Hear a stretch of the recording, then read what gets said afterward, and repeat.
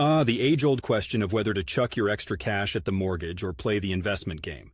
It's a solid question, and one that deserves a thorough walkthrough. Pros of paying down your mortgage. First up, let's talk about slaughtering your mortgage early. There's a lot to be said for peace of mind. A paid-off home? That's the dream, right? You're building equity faster, and once it's done, that's one massive bill off your plate each month. It's also a guaranteed return on your investment. If your mortgage interest is 4%, every extra payment is essentially earning you that rate. Now, being in Portland, the housing market can be as unpredictable as a sunny day in April. But regardless of market fluctuations, if you whittle down that mortgage, you're securing your personal finances against whatever the housing market wants to throw at you next. Cons of paying down your mortgage. The flip side? Liquid assets, my friend. You drop those extra pennies into your home and they're tied up in bricks and mortar. You can't tap into that money without selling or borrowing against the house.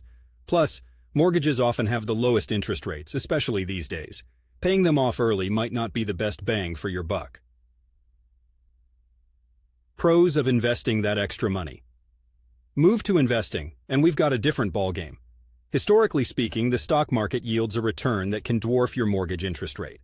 Think 7–10% returns on average, depending on how the winds blow and where you put your gold. Investing also means liquidity. If your cash is in stocks or mutual funds, you can usually get a hold of it without much fuss, although you'll want to watch for market conditions and potential tax implications. And let's not forget our pal, compound interest. Invest early, and let time be your wingman. The longer your money's in the game, the more you stand to rake in.